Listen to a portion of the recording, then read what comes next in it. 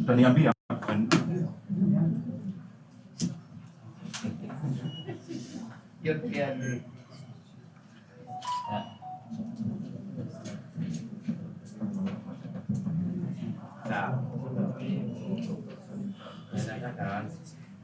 utaniambia letu uko set. Super. Tuko set wote. Yeah.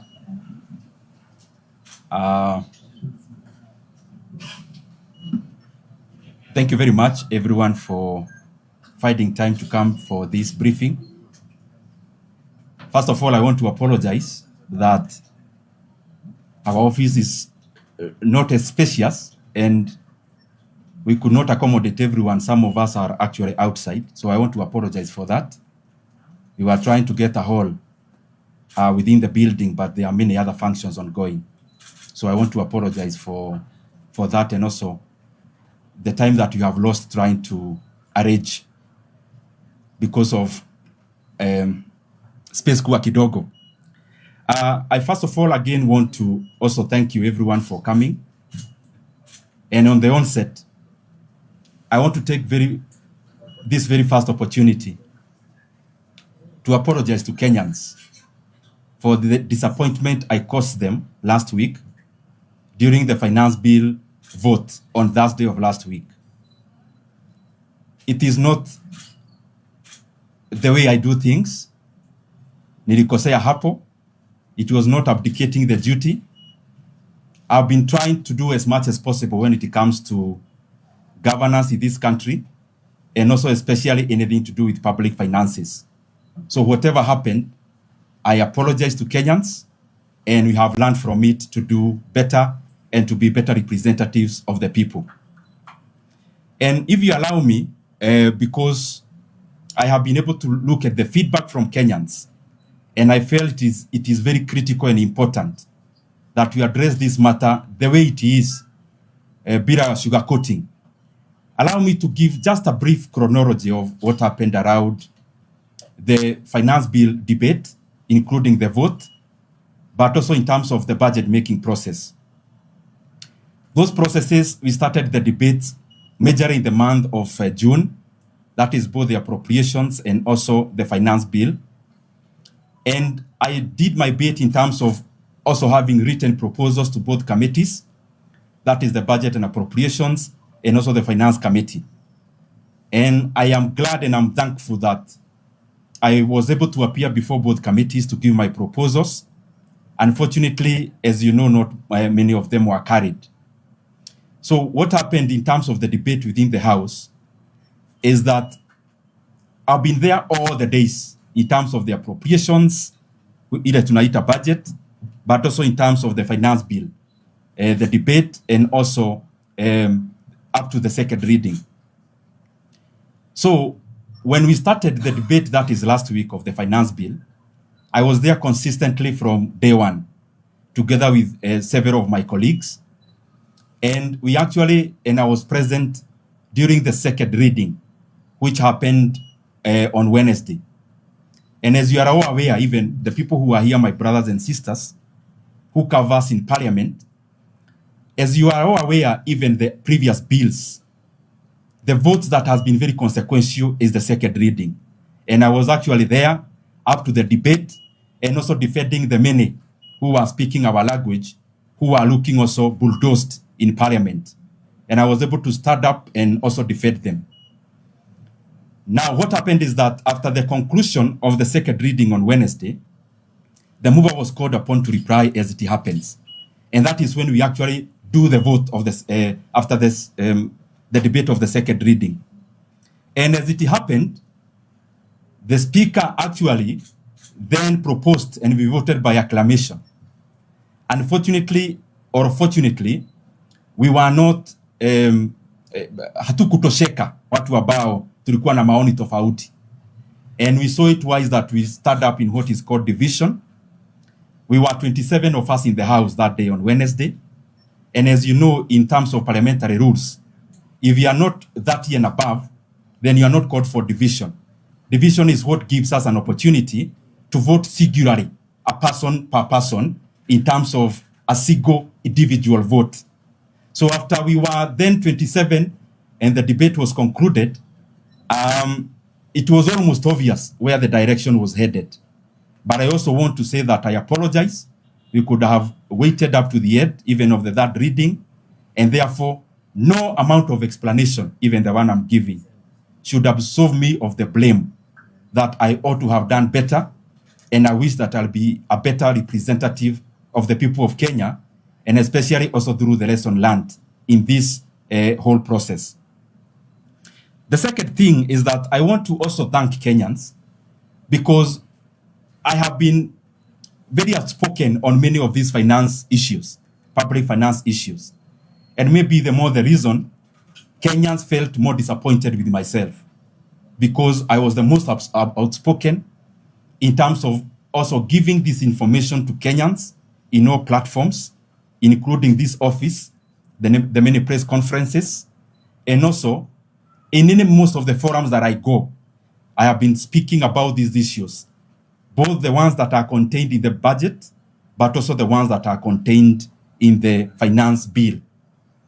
But the reason I was starting that statement is to thank Kenyans, because even whatever we do in parliament and whatever length we go, we are also able to achieve a lot also out here.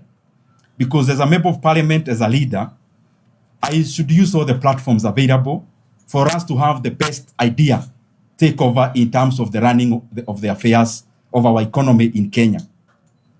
And to single just a few, which I'm very proud of, is that, as you remember, in the month of December, there was an imminent increment of school fees for our day secondary schools. The principals had already received circulars, but I was able, together with many other Kenyans, to stand up, and that issue was shelved. And I'm very proud about the bravery and also the courage of Kenyans on that issue. As you also know, I've been on this issue of Safaricom sale. And I want to start by saying that I attended the committee that was handling that issue. I actually gave more than 30 proposals on the sale of Safaricom, because I wanted Kenyans to receive the best value for money for our assets. As you all know, the issue came to Parliament, and because, as you are aware, without hiding our faces in the sun about the nature of Parliament as it is, the issue passed. We were actually just a few of us in Parliament debating and giving contrary views on that issue. It passed, and after passing, I am glad that many other Kenyans took up the same points that we have given and went to the judiciary, and the judiciary temporarily halted. But I'm disappointed that even after giving so many glaring areas that we could have corrected, that our judiciary actually gave a through pass yesterday on the same. But we had done our bit, and I also thank the other Kenyans who took the same issues that we were raising in the National Assembly to pursue it in the judiciary. Many issues we've been talking about, I also cite about debt. We've been very outspoken about debt, because one of the single issues that our country faces is the issue of the national debt. And it will come to bite us soon if we do not rectify our trend, and especially of borrowing. And I am glad that other institutions, including the IMF and the World Bank, have taken up our voices, amplified them, and they are telling the government that we cannot continue to borrow, and especially outside the book, what is called off the book borrowing. And I'm very glad that even in the recent Washington meetings, called spring meetings in Washington, the Bretton Woods institutions amplified the same voice, and the government was put into order that they have to include every borrowing into one book. The same thing we've been speaking, because if we do it now and we don't correct, it will come to hurt us later in the future. However, I also want to face some issues head on some of the feedback that I've received from Kenyans.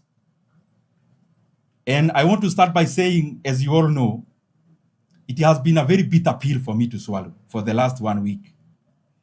But most of the bitter pills, many times, they also give us reprieve and they make us learn and become better. And I want to appreciate all Kenyans for all the overwhelming feedback. One of the issues that I saw raised was about previous absence in matters that touches on or matters that are important to our country. And I want to say that, to my recollection, in terms of all the finance bill debates and votes, and I'm not trying to prove anyone wrong, I have been participating in all the debates and votes, including the year 2025, the debate about finance bill. The other issue that has been raised is the issue of impeachment. And I have seen, of course, that being attached to what is currently on the table. And I also want to give my view on that. And I would want to request anyone to tell me whether they have actually ever heard the second deputy president complaining about that impeachment vote. And the reason you don't hear is because, as you all know, and majority of you in front of me have covered other impeachments, including for governors, any vote that requires a 2/3 majority, you do not win it by voting. You win it by denying the 2/3 majority in the House. That is what you have seen all the governors do. If you have 30 MCAs, you make sure 10 do not turn up, and the agenda collapses. And the reason they do that, and has been happening, is that there is still a huge possibility that a person who actually came to save you will be brought along the way, as it happened even in this particular case. So whatever I have done and tried to do it in all good faith, because there is actually nothing to hide about that, but I thought it is important that I address it at this particular time. As I go to the close, and we'll say a few things in Swahili. Yesterday, I got a call from one of my friends. It's called Councillor Johi. And I have received also many concerns from my friend Abdi, my friend Ajiki, my friend Dunstan from Nambale, and many other Kenyans, as I've seen their feedback on the social media. And what Councillor Johi told me is, jana, and I'll put it in Swahili, hiyo mambo umeitana kesho, hata kama unatuambia mambo ya finance bill, hiyo ni sawa, lakini pia tunataka utueleze mambo yako ya kisiasa. And I have seen that feedback, overwhelming feedback from Kenyans. And I want to appreciate that there are many Kenyans who would want to hear our view on that. And on the same call, before I address the main issue, another person, actually not that one, another person called me. I've been having many conversations with Kenyans. One Kenyan concerned told me, you need to clear some of these things that are being done by, of course, in the political space. Because when you are vulnerable, the way I have been vulnerable for the last 1 week, even the political competitors, of course, they get a field day and they want to maximize on it. So one of them told me, hey, you heard what Junet said? Then I asked him, what did he say? He said something in effect, then I went and checked, maybe you have seen. Then I asked the same person, did you believe Junet? The person told me no. Then I told him that question has been answered, that it is not important for me to respond to such an issue where even Kenyans themselves, they know some of the people raising them, they do not trust them by themselves because of how they have handled other matters before. And therefore, happily, I'll go to the other points without belaboring that one, because it's obvious, and I think you all know that when you are vulnerable, watu watachukua hiyo nafasi pia kukulima kisiasa. And I don't blame them because makosa ni yangu. The things I've been saying, to put it very plainly, especially matters to do with the economy and the running of the economy. There is no way you can do those things when you are supporting the government. It is obvious. Because if you are doing that, then you just give them your views. So I hope now with clarity is that I keep on giving alternative voices even in public and parliament. Because as Kenyans are very quite aware,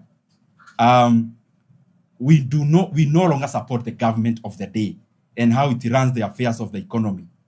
But of course, people would want more, like some of the calls I've been having. And there is a person I asked this question. Between the issues that we've been handling that are very weighty, for example, the ones that I have cited, I have been thinking it is also important for us to have people who are soberly looking at such issues that are far-reaching to the welfare of our country, Kenya. The second thing is that, and I'm addressing this issue of many people and Kenyans on social media and also calls, WhatsApp conversations, people are telling me, sasa lazima utuambie msimamo wako wa kisiasa. I have stated one categorically, which I'm sure you are all aware even before you came here, that there is no way I can speak the same things I speak about if I am still in government. But I also want to repeat, I cannot also blame anyone who would want me to keep on explaining the same matter, and especially the people in the political space, because they are doing their job as politicians to keep you on toes. Now, the biggest conversation is, which I've had in terms of feedback, then tell us, where are you? And I want to say this with a lot of humility. I was part of the team that campaigned around the country in the year 2022. And most of the times when I tried to give alternative views and to criticize, the message that always comes to me loudly is, but you are part of these people. It is you who came to convince us. And out of that learning, probably, it has made me to be more cautious and reflective. I have taken a lot of time to look at the political scenario in the country. And I'm still taking that time because I would request and plead with Kenyans to understand my perspective.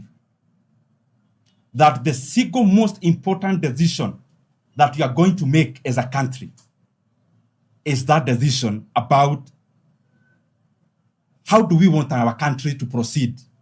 And how we want our country to proceed is bound up together with who are these individuals who will come together and do this job.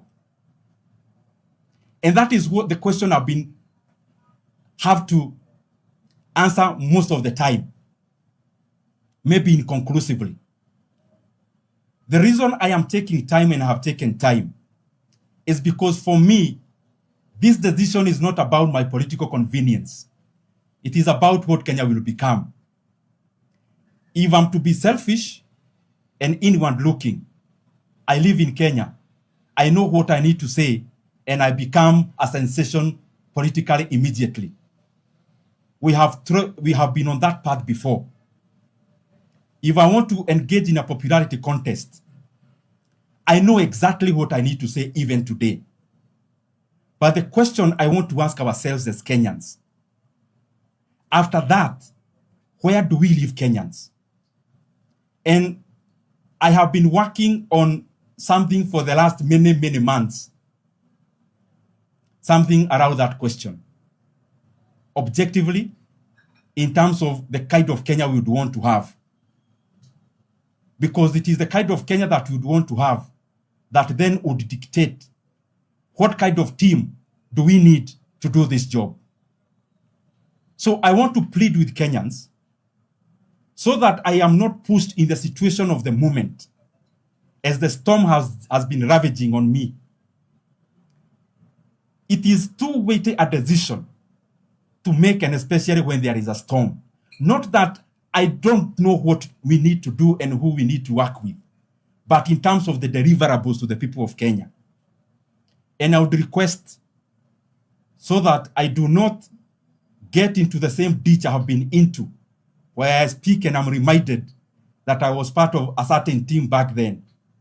I request Kenyans to give me 3 to 4 weeks to share my views, specific views on that issue of political formations and the things that we need to do in terms of our Republic of Kenya going forward. I know that is underwhelming because everyone would want me to call the press and just say one thing or the other.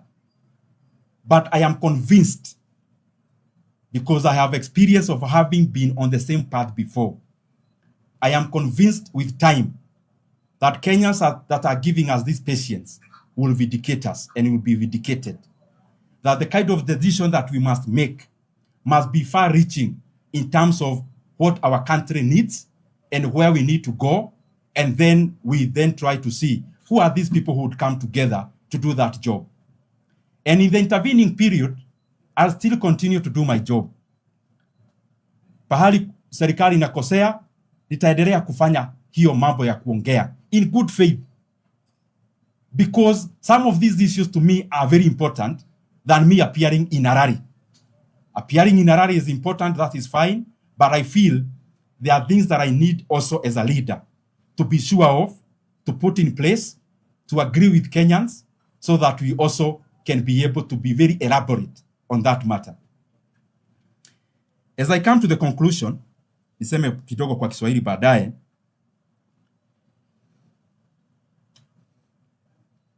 Kwa bahati ni kwamba viongozi wengi Kenya, hata wale wako katika opposition, and especially those ones are my friends. I talk to almost all of them. Basically, almost all of them. And the majority of them are my friends. But I'm also convinced that the decision that I should take must never be based on friendship to this person or the next. Must be a decision that I can be able to defend for many more years to come. I do not want to be in a situation where a government is formed and in the December of 2027, Kenyans are dissatisfied as we did the previous time. And that is why I still plead. I need time, as I've stated, 3 to 4 weeks. I share my opinions and I share my thoughts with Kenyans, and I know they are reasonable, something I've been working on for a very long time, and I know Kenyans will appreciate that my silence has not been in vain. It has been for Kenyans, not for my political convenience. Nikisema machache kwa Kiswahili, kwa sababu ni vizuri pia tunajikakamua kutumia lugha ya taifa. Na najua pia hapa kuna watu ambao wanajua Kiswahili kuniliko, mtanikosoa na mniruhusu nichanganye kidogo kwa Kiingereza kiasi. Nataka nitumie fursa hii ya kwanza kutoa msamaha kwa Wakenya kwa disappointment ambayo nilisababisha wakati tulikuwa tunapiga kura ya finance bill pale bungeni last week. Ni vizuri niseme vizuri na gaubaga ya kwamba haikuwa nia yangu ya kukwepa wajibu wangu kama mbunge wa Kiharu na mbunge wa National Assembly. Na vile nimeeleza hapo awali, nimekuwa bungeni katika hizo jambo zote tulifanya za mswada wa fedha, na katika mchakato wote nimekuwa pale bungeni mpaka ile tunaita second reading. Na hapo second reading tukapiga kura na tukaitisha ile inaitwa mgawanyo ama division. Kwa bahati mbaya tukakuwa watu 27 wa bunge pale ambao walikuwa na maoni tofauti na yale ya serikali. Na vile mnajua ni kwamba kuita mgawanyo inahitaji kura 30. Na kwa hivyo tukapiga kura na ile inaitwa acclamation na ikaenda vile ilienda. Hiyo jioni nilikuwa nasafiri na nikasafiri na nilirudi actually the day before yesterday jioni, na pia ilikuwa safari ilikuwa ya kiumuhimu, lakini si vizuri niendelee na kuexplain makosa ambayo ishafanyika. Ni vizuri kwanza niegemee hapo kwa msamaha zaidi, na niseme nimepokea ujumbe an overwhelming feedback from the Kenyan people, na katika maoni ya Wakenya nimeona mambo kadhaa, na nitaongea tu machache kwa sababu ni vizuri ni clarify. Nikapata moja, Wakenya wananiuliza, wakati kumekuwa na kura kama hizi, kuna wakati mwingine umekuwa hauko bungeni. Kuongea ukweli ni kwamba katika mswada wote wa fedha ambayo imekuwa hapo awali, hata nikiweka ile ya last year ya 2025, mimi nimekuwa bungeni na nikapeana maoni yangu na nikapiga kura pale bungeni, including 2025. Ya pili, nikaulizwa na Wakenya katika mtandao na pia katika simu, nikaulizwa na ile kura ya impeachment, nayo tunakumbuka pia. Na mkiangalia mtaona ya kwamba naibu wa rais Mheshimiwa Rigathi Gachagua hamujasikia pahali popote akilalamika. Ni kwa sababu hata yeye kama mwanasiasa mkongwe anajua kura ambayo iko kama hii inahitaji ile tunaita 2/3 majority. Hii kura hata ukiangalia zile zimeanguka katika Kenya, hata kwa counties, hazianguki kwa zile kura zimepigwa, inaanguka kwa wale wabunge hawajahudhuria. When you deny parliament the 2/3 majority, hapo ndio unatamatisha mswada kama huo. Na tumeona in the counties that have participated in those kind of situations. Ni vizuri pia niseme ya mwisho vile nilisema hapo na kimombo. Jana niliongea kwa simu na rafiki wangu mmoja anaitwa Councillor Josh. Wakati aliona naita press conference, na akanieleza, wewe ujue ya kwamba hata ukitupea mambo ya finance bill, ile tunataka sana ni utuambie pia maneno ya siasa. Na pia nimepokea ujumbe kama huo kwa marafiki wengi, kama rafiki wangu Abdi wa Wajia, kuna rafiki yangu Dansan wa kule na Bale Busia, kuna marafiki wengi hata Ajiki wa kule Siaya. Na pia nimepokea ujumbe kama huo kutoka kwa Wakenya wengi, ya kwamba hata ukiita hii press conference, wewe ujue ya kwamba hata tukikulima, tunakulima finance bill, lakini pia lazima utoe maneno yako ya siasa. And I also want to be very, nataka nikuje na humility kwa Wakenya.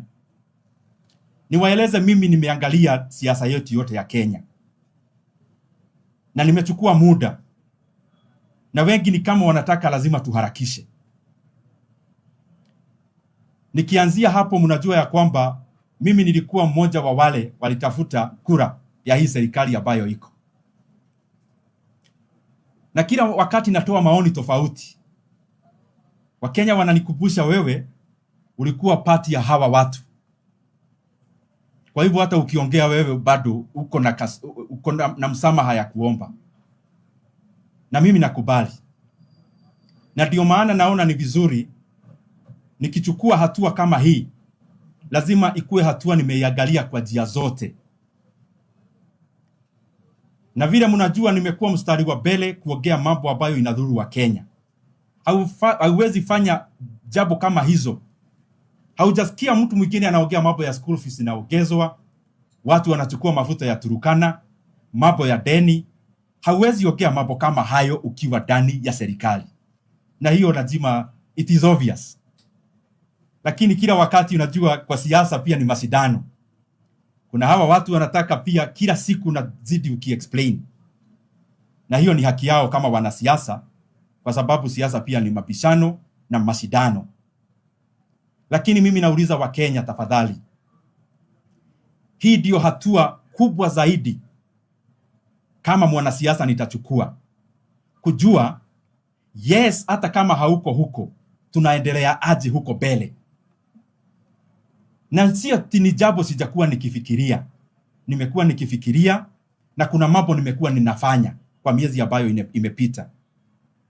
Na ndio naomba wa Kenya tafadhali, mimi nitawapea maoni yangu na fikira zangu in the next 3 to 4 weeks, nikikamilisha ile kazi nimekuwa nikifanya inaegemea na hiyo mambo ya decide ni timu gani watu wataendelea nayo mbele kisiasa, kwa sababu ni kazi huwezi fanya peke yako. Na najua hata nikiitana hii mkutano ya leo, pengine kuna Wakenya walitarajia nitakuja niwaambie ni huyu na huyu na yule, na ni haki yao kwa sababu nyinyi Wakenya ndio wadosi wangu. Lakini kwa sababu ni pahali nimepitia mimi mwenyewe, ya kwamba miaka hata haijapita 4 nilikuwa pale, tafadhali mimi naomba subra. The next 3 to 4 weeks mimi nitoe maoni yangu. Nikishatoa maoni yangu, tuamue sisi wote kama Wakenya mwelekeo ni mgani, na mwelekeo ile namaanisha teams ni gani, watu ni wagani, mtashikana mkono na nani na nani na yule mwingine. So kwangu ningetaka nikuwe na umaarufu zaidi wa kisiasa. Mimi najua kile naweza sema saa hii, na umaarufu itaenda juu. Lakini Wakenya wadosi wangu, hiyo ni njia nimepitia hapo awali. Na vile nimesema, hii decision ndio decision ambayo ni mzito zaidi kwangu. Na mimi sijui kufanya mambo katika nusu. Mnajua hata mkiangalia katika last campaigns, mimi nikiamua ni njia hii, naingia na miguu na mikono na kichwa na kila kitu. Kwa sababu when I am convinced about something, napenda kuifanya na roho moja. Na kwa hivyo mkiona nachukua muda, si kana kwamba kuna any other consideration or fear. Ni vile naona hii ni decision ambayo nafaa kuface wa Kenya nikiwa very very sober. Nimeiangalia kwa njia zote, nieleze wa Kenya njia zile zote nimeiangalia. Tukiwa wa Kenya sasa tuamue. Mimi kama Ndindi Nyoro, wa Kenya wakiwa wadosi wangu, nikiwapea maoni yangu ile mimi najua nitatamatisha kuiweka vizuri kwa wiki 3 ama 4 zinazokuja. Najua hakutakuwa na taswishi hata tukiamua njia tunaenda. And very lastly, there are people, because I have been reading, and as you are aware, it has been very tough for me. Reading the kind of things I've been reading, it requires ujihurumia pia wewe. Na nikisoma hizo jambo zote, pia nikaona kuna watu maybe wanafikiria, especially hii wakati wa finance bill, pengine ni kuogopa kitu yeyote. Na mimi nauliza, especially nyinyi mko hapa marafiki wangu, nimewaita katika hii ofisi nikaongea mambo mazito yenye haujasikia kwa mtu mwingine yeyote. You cannot take the government head on when it is increasing school fees if you fear anyone. You cannot speak about the issues of people taking Turkana oil as their personal belonging when you fear anyone. You cannot talk about illegal debts singularly as a single person when you fear anyone. So when I try to balance those things, I try to balance them just for the benefit of our country. And as I stated before, I know what political convenience would call for me to do. Nasema tu jambo sahi, umaarufu ya kisiasa inakuwa. Lakini Wakenya nitawaacha wapi? Wakenya tutawaacha wapi? And that is why I'm taking time. And I am sure and convinced, nikitoa maoni yangu kwa Wakenya, ile nimekuwa nikiweka pamoja, I am convinced Kenyans will for sure know that I've not been silent out of inactivity. It is silence out of deep activity. Otherwise, nashukuru sana. Mwenyezi Mungu awabariki Wakenya wote. One question. Yes. My name is Alan Achanda from KTN. Too much is given, much is experience. So remember that you are more than 100 MPs who stayed away from that particular day in Parliament. But you were singled out. It means maybe they trust Kenyans have bestowed on you. Yes. And most of them were saying that maybe you are a moron. Yes. That's why you stay away during our crucial times. Yes. Could you maybe just clarify and precisely, maybe just tell them that I'm not a mole. Yeah, okay. I act independently. Thank you very much, my brother, for that's a very good question, because nimeipata pia kwa watu wengi. Na ameuliza a very direct question. To paraphrase it, could you be a double agent? Ile pengine unafanya kazi na wale na unafanya kazi na wale. Kwa bahati mzuri ni kwamba kama wewe unafanya kazi KTN, the people can only accuse you for working for NTV within KTN if you work for KTN. Now me, I've been handling my issues alone. Even if I talk to so many other friends, you have seen me alone. So there is no way I can be working for these other ones, maybe to do harm to these other ones, and I'm not anywhere. And precisely the reason I'm saying that mimi nitapeana maoni kwa Wakenya is because, as you all know, I've been handling my issues alone, singularly. And ile swali umeuliza, ati could you be working na wale watu wengine kwenye nimeeleza tulitoka? Let me ask you a very simple question, because inaweza kuwa ni sisi hatuelewi siasa vizuri. So mtaenda mkae chini na mtu akwambie, wewe enda useme nimeiba mafuta ya Turukana, lakini wewe ni mtu yangu. Wewe enda useme tunakopa pesa illegally. Wewe enda useme tunataka kuongeza school fees. Enda useme tunataka kuuza Safaricom kwa bei duni na tunaiba pesa pia hapo. I do not practically know how that would work. And the people I've dealt with and the people of Kiharu know, because maybe I've related more closely to the people of Kiharu, having been member of parliament for Kiharu more. They know, I mean, what you see is what you see. You've covered me many times. Whatever you see I've written here, there is nothing hidden behind it. What I am saying, for example, today, and I know Kenyans will appreciate, when I come maybe 3 to 4 weeks, na nipeane maoni yangu, na nipeane ile kitu nimekuwa nikifanya, Wakenya wataona ya kwamba nimekuwa nikiwafanyia haki. So I think that there is clarity, that it is clear, I mean it's obvious, that I left government. It's obvious. But I keep answering this question, not more because Kenyans ask me, but because politicians provoke me to keep on defending it. So I don't know whether there is anything to add on that. Yeah. Yes. One question here. Yes. David Mutoka from NTV. Yes, David. Speaking of leaving government, Yeah. one would want to know the reasons and maybe why or when. Mm-hmm. There have been accusations that you have a grudge with the president, perhaps he never picked you as Gachagwa's replacement. Okay. You also have a grudge maybe because you were kicked out of the budget committee as the chairperson of the budget committee. Okay. You can address that. Na mwisho tu kabisa, you've spoken of finance bill 2025. Kuna maswali kuhusu ni wapi ulipigia kura finance bill 2025. Vile unajua ni kwamba Muthoka, wacha nianze na hiyo ya 2025. Vile unajua finance bill ya 2025 tulikuwa pale bungeni tukadebate, ilifanyika na acclamation. Ukitafuta records za bunge zitakuonyesha hivyo. I was there. You have Hansards in parliament, you can check. I mean, there is nothing to run away from. I face these issues head on. Hata hii ya juzi ni mambo tu ambayo singeepuka. And it was nothing about any fear, any plan. There was nothing absolutely about that. Otherwise, why would I have spoken the same things I was speaking? Then you ask me, what happened that then you are no longer in government? The whole issue, as you are all aware, started during the impeachment. It was not an event. It was a process. I did not participate. And I actually I went to the people who are promoting it. Let me put it to perspective so that, because Wakenya wako na haki ya kuelewa pia. So impeachment ikafika. Kwa hiyo wakati we were in the same team. We were one cohesive team. Kulikuwa tu na mikwaruzano, but generally we were one team. So the issue of impeachment came, and it ran very fast. Ikaenda kwa kasi.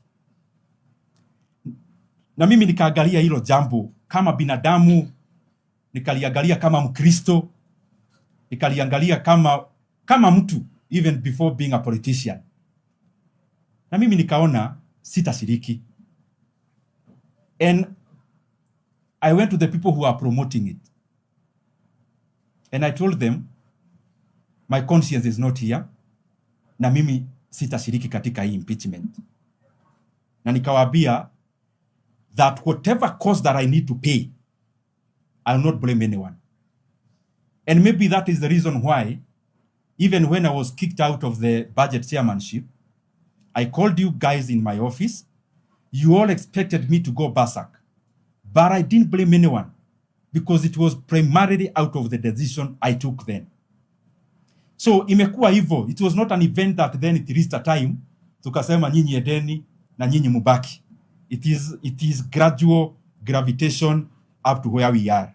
Just like it happened to all the people that we were in the same team. Yes. My name is Paul Kroto from TV47. Yeah. Now that you've stated that you're giving Kenyans minutes. Yes. And some people are asking, are you a fence sitter? You're now waiting. Which side are you going to support? That's a fair question. I've also had it. Ati unakaa ukipima upande gani. Sasa unapima upande gani na nimesema upande siko. So you know, when you are walking a tightrope, you can either fall, this side is bad, this side is bad. So I've already clarified, even through my actions, not even now, even previously. There are two divides in Kenya. There is the government, there is the other side of opposition. I've clarified the side I am not, and you know for sure I am not in government. I don't think even that is news to anyone. However, I have participated in a very deep manner in creating a government. And I still pay for that. Even now, when I post even things, unajua kuna vitu naongea za Wakenya mpaka mata inaisha. Then I seem afraid of person reminding me there. Wewe si ni wewe mlikuja rally hapa kwetu. Then ikiongea ingine, wewe si ulikuwa chairman. So, because it's a destination I've been into, I know for sure one thing. Winning an election is one thing. Governing a country that benefits everyone is another. And I have decided to take all the adjectives at this particular time. Lakini nikieleza Wakenya kile kitu nimekuwa nikikifanya, najua wataona I try my best to be patriotic. Yes. I'm Shitera from Citizen TV. Yes. Now this is a coincidence. We've announced 3 to 4 weeks. The second deputy president requested for 45 days. It has lapsed. 5 days are over. I think 40 days remaining. So are you coming up with the same announcement? No, that's far-fetched. I mean, I'm communicating about myself, and I didn't consult any other leader when I'm doing this, because I think I've been carrying this weight of the issues generally alone. And there is something my brother asked here, that 180 people never turned up in parliament. Lakini kwa bahati nzuri ama baya nimewabebea mzigo. Na hiyo inanionyesha ya kwamba lazima nikuwe mtu very careful in far-reaching decision making.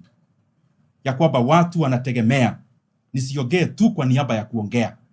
Niongee nikijua matamshi na yatoa. I do not need to remember them because they'll be straightforward even saying them in the future. And the more the reason I've been taking time, very far-reaching things that I've been doing and crafting. And I know, as I keep repeating, I've repeated more than 10 times, when I come and address Kenyans and show them what I've been doing, what I've been thinking, the things that I've been into, I am convinced people will appreciate ya kwamba siwezi wachilia kwenye Wakenya wako. Yes. This time you're going to take, you said 4 weeks or 3 weeks. Yeah.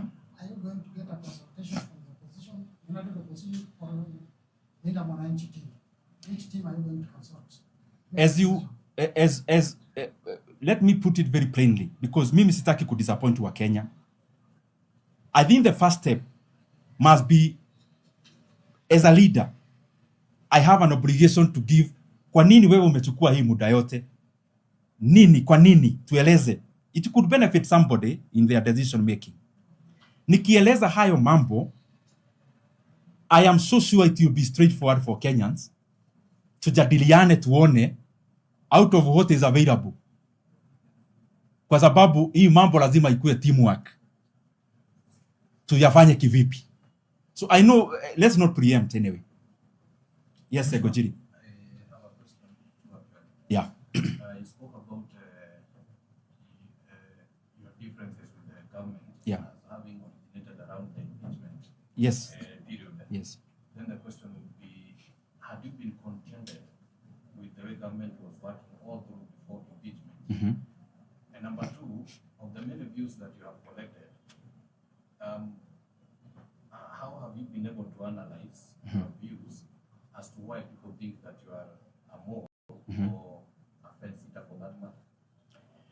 That's, I'm very happy you're asking very good questions, which are direct. I think the more the reason people, when you take time, especially in a heated political movement, people want you to make that decision then, and especially here, siasa, because there are some of your friends who would want you to go this way, other Kenyans would want you to go this way, but what is good for Kenya? That has been my preoccupation. So the reason why possibly Kenyans have been impatient with me is because maybe I've not been appearing in rallies. But Gojiri, because we've covered many things that we've done,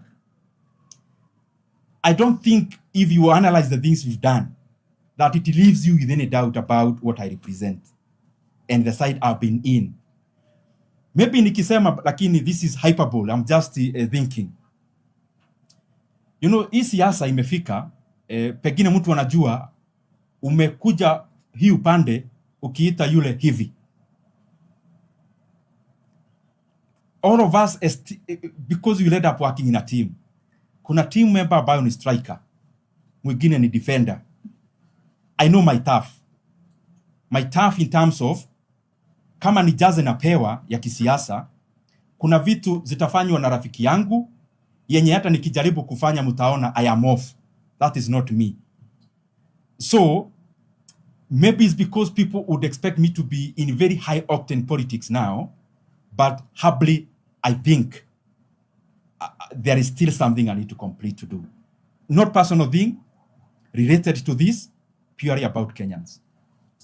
Yes? There was a question before that. Yeah, If the issues... about government.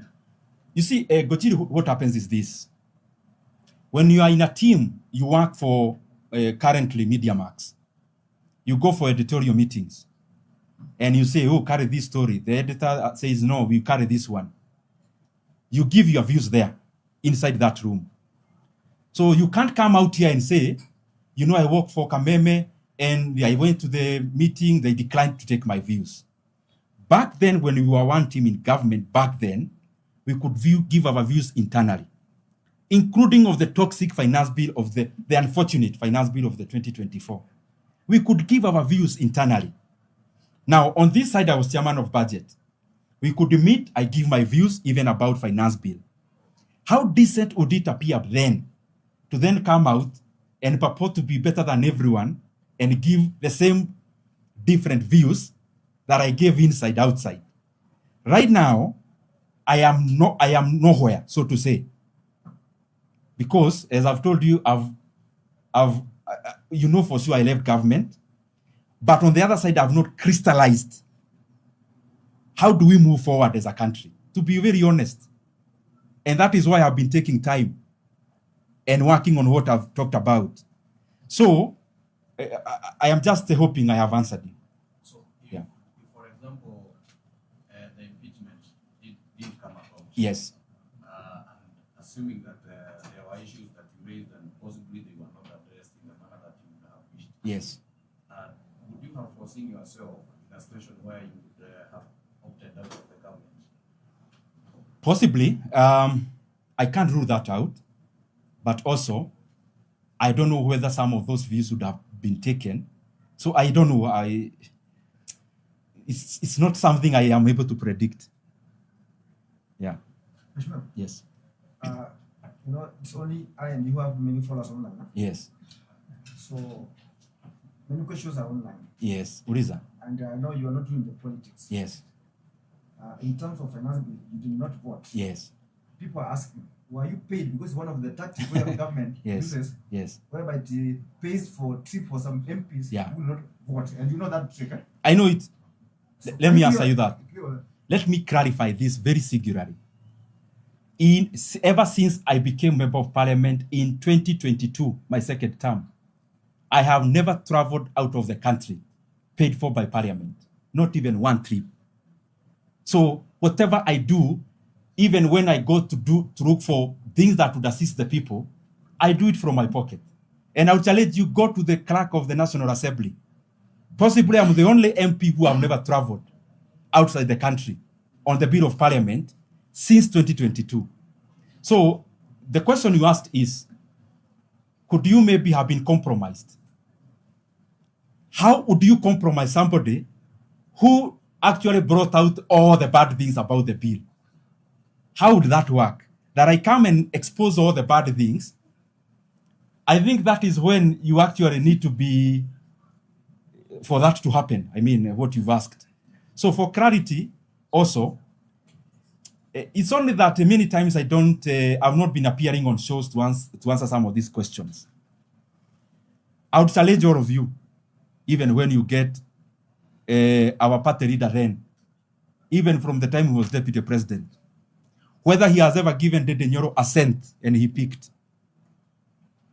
So, I mean, we don't keep on talking about these things because it will seem like yourself trying to make yourself better than everyone.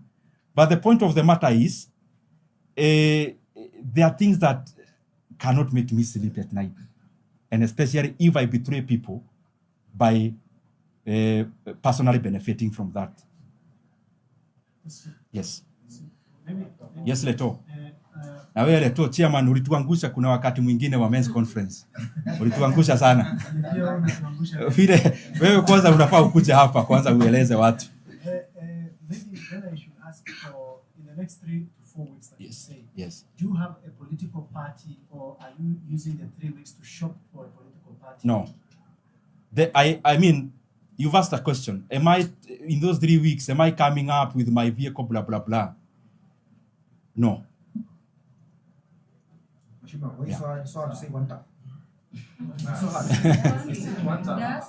No, I think I have answered that so conclusively. Yeah. Anyone will any other question? Ask. Even the ones that are online, you can read because I cannot see them where I am. Yes, bro. My name is Omar. Yeah. From West TV. I just want to go back on you being kicked out of the budget committee. You had your colleagues in Nigeria. Anasema you used to use that seat to allocate yourself more resources than any other part. Okay. Do you regret maybe losing that seat? Let me tell you, I don't think I'm the right person to mark my exam, but I think I've been also more helpful to Kenyans when I'm out here than when I was then back in there. Because the things I've been raising are as important as the ones that I was doing back then. So I am happy where I am. I am happy where I am, doing what I am doing, and I am very proud about the things we are achieving, the lessons we are learning.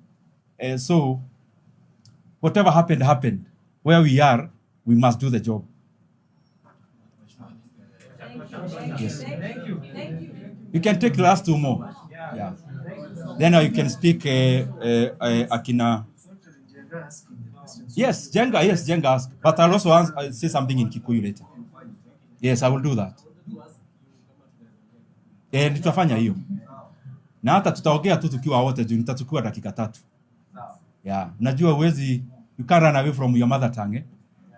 So, if you allow me, I say a few things in the mother tongue, then tumalize. Unajua nilikuwa nimeweka hii Swahili, saa hii nyingine ni gumu ndio nilikuwa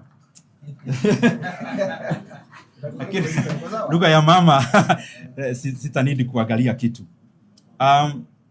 Wa mbere njuge ni ndakena muno ni kanya kau mwahe gagu katwaraniria maundu matiganite na twambiriirie na debate ile rari kuo ya finance bill na ni mbere few ni gwenda kuhoya muhera kuri andu othe a Kenya ni tondu kuri uria meregereire ingika no ndiekire tondu ndiari kuo muthenya ucio wa guikia kura ndari nja wa bururi na hari uhoro-ini ucio wothe wa finance bill ndari thiini wa uhoro ucio ngiheana mawoni tofauti maria mangiteithia andu a Kenya o kuma riria maundu macio mokire bunge o nginya kurikiriria uhoro-ini wa guthondeka budget na uhoro wa guthondeka finance bill ni uhoro ngoretwo ndi thiini waguo na ngaheana mawoni na ngahia Kenya maundu maingi mari thiini na uhoro ucio ni ndirakena gukorwo ndiyurutite no uria gwathire ni ati Wednesday ni twathire bunge tukiaririria ndeto iyo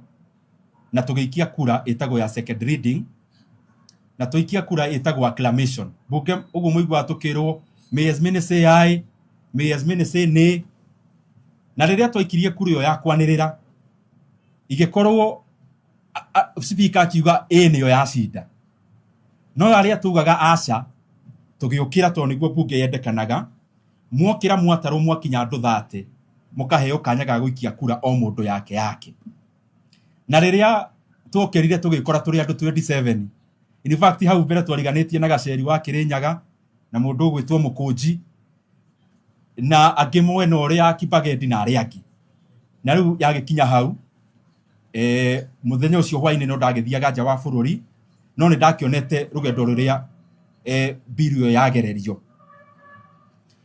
no ni gwenda njuge atiriri ati ona thiini wa bunge na nja wa bunge ni tugeretie muno gukorwo tukiruta maundu maria mangiteithia andu a Kenya na ni gukena ati ona nja wa bunge maundu macio no mahotekekaga ni tondu ta December ni kwari na uhoro wa kuongererwo fithi thiini wa thukuru citu cia day na riria uhoro ucio wokire ndi umwe waria mabinganire na uhoro ucio na thirikari igitigira kuongerera fithi magiuka na uhoro wa kwendia Safaricom na ngitindikana nao na uhoro ucio woka bunge ukihetuka no kuhitukira ndumiriri iria ndarutaga igoti rikiamba kurugamia ona gukorwo ndiracokire gwitikiria uhoro wa mathire ma bururi ni ngoretwo ngiaria uhoro wa andu aria maraia maguta maitu maturukana maundu macio mothe ndimaragia tondu ni maguteithia bururi witu ni ngwenda anse maundu meri maria nyonete andu makinjuria ng'enda-ini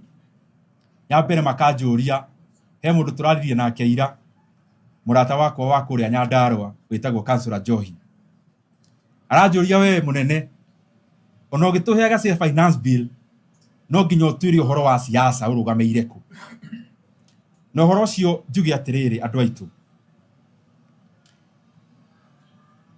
uria mui uria twari mbere na kuria twari mbere ni twaumire na gutire nganja kuria andu othe kuringana uria mundu angiona maundu maria njaragia ndigwiciria hari nganja hari o mundu o wothe ati ni tumire thirikari tene no of course tondu siasa ini ni kiharo wina andu ona aria muragicinda na maundu-ini maingi gukiri andu magikaraga magicokagia mundu o ndoro-ini o iyo o hindi no riu he kiuria kingi mundu aroria atiriri ndugitwire ni naku no kirite niki ni ndikoretwo ngirite na uru na hari ukoro kaundu ngoretwo ngika mieri mihetuku iganona na mwahe kanya ni ngaruta maboni makwa kanya ga ciumia 3 kana 4 iguka ndute mawoni ma maundu maria ngoretwo ngika megie gutwara Kenya mbere kana megie uri andu mangenyitana na bururi wa Kenya ugacire na kuma hau ni ndiramenya ni tukona njira njega muno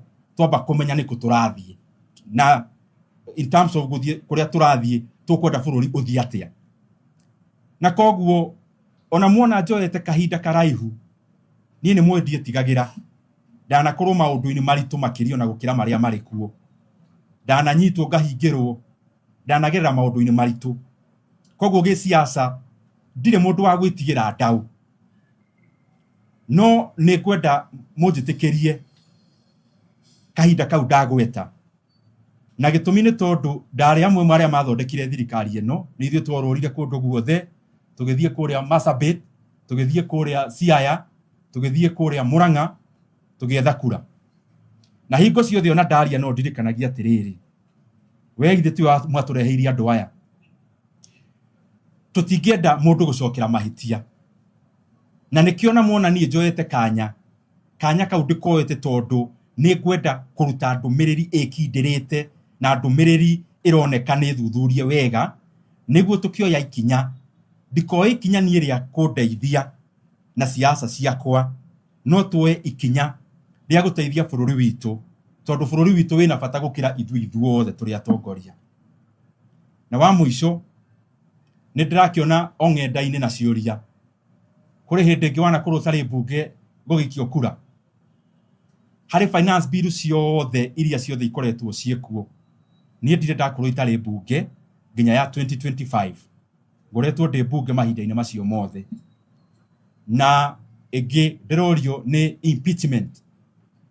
impeachment rĩ tũngĩrora wega iria cianakorwo ikĩgwa Kenya ikaga kũruta wĩra he kĩndũ mbunge gĩtagwo 2/3 majority rule ĩrĩa yugaga wathiĩ ũikĩrio mbunge kura ni andũ matanyihire gĩcunjĩ kĩa 2/3 ona tũngĩrora magavana marĩa mothe ndeto yo yanahotoma ikaga gũthiĩ mbere manyitaga supporters yao makamahingira mũkawa nĩ tondu mbunge yaga andũ gĩcunjĩ kĩa 2/3 mũswada ũcio ũgũaga o hau na macio nĩmo mawoni makwa na ngwĩciria nĩkĩo ona mũtirĩ mwaigua deputy president Rigathĩ Gachagua complain tondu onake no mwana siasa wĩ maũndũ maya na onake niwe wakĩrĩ hatĩka-inĩ mũno na harĩ ona gĩtũmi hihi onake atarĩ aria ndeto ĩyo ĩnjĩgie niĩ